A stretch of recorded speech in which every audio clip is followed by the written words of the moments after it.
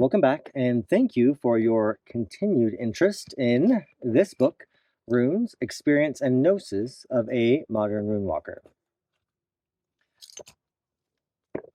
In this mini-sode, um, although I do talk about it in the book, um, in the chapter called My Hearth and Viewpoint, I think it's good for you to get a little bit of that now before before the book comes out. And I personally think it's a really good idea to have at least some inkling of what the perspective is of the author of any work. Um, it kind of helps you, I think, to get a better grasp on potentially why they are writing and what their goals might be with it. So it's in here in one of the chapters, but I was born in Salt Lake City. I grew up in a small town called Stockton, and I the first 2-ish decades of my life were um, devoutly. I was devoutly. I was a devout Mormon. Sorry, that wasn't coming out quite right. I was a devout Mormon, and um, that just didn't work anymore. So, um, trying to, and I think we all go through this. We try to reconcile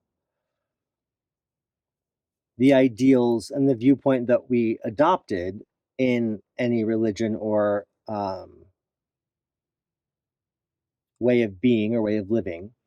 And when we leave that because it doesn't work anymore for us, do we give it all up? Do we only give up portions of it? And so it took me about a little over a decade after that for me to find the runes. So from there, the my experiences in the Northern tradition, how about this? My experiences in the Northern tradition or traditions have helped to shape my current worldview. Many of those things are shaped by just the general ideas within the runes and the cosmologies as well. So, for instance, I don't um, I don't believe in karma as we talk about it, as it being a getting back at someone or whatnot. Because just because someone's mean to you doesn't mean that someone's going to be mean to them. It probably means someone was mean to them. Caveat or side note. So, um, I think that um, what we've done and what we're doing create our future. I read when I read people, when I do readings or healings, it's looking at the patterns of behavior, it's looking at the patterns in their life, in their weave. And those aren't just made up. Those are woven already. So when people ask me about their future, I just have to look at their past patterns. And then we can decide if that's not what you want, then we'll ask the runes for some advice on how do we change that? What behaviors do we need to change? So, in that respect, my worldview is very much in the here and now and in this physical world, even though I do traverse the others. Um,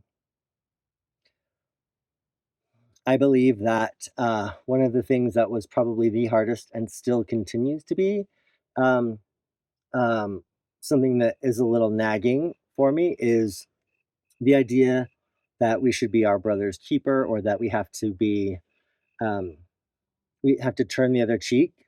I don't believe that at all. Um, I believe that creates a significant imbalance in our lives and in our relationships. And that is one of the hardest patterns to break. Um, so there's a rune called Gabo, and um, I love it very much. Um, I see it a lot in readings with people or working with people in terms of where are you uh, with your idea of reciprocity and balanced um, reciprocity. So um, that has a lot to do with how we value ourselves as well. So anyway, those are just a couple of ideas and thoughts about my worldview. And maybe that will give you a little bit better introduction to me. And then you'll get it and a little bit more in here, of course. Um, we only have a few weeks to go. In fact, earlier today, I received my big shipment of books that I'll be mailing out to you if you ordered from me. If you didn't, and you ordered through Amazon or Barnes and Noble, um, you'll get yours through them. But yeah, anyway, really cool stuff. I'm super excited. We only have like a few weeks to go, maybe 3. So yeah, I appreciate you coming back to me or back to the video series for another look into runes, experience and gnosis of a modern runewalker. Thank you, and may your weird be filled with health, wealth, strength, and virility.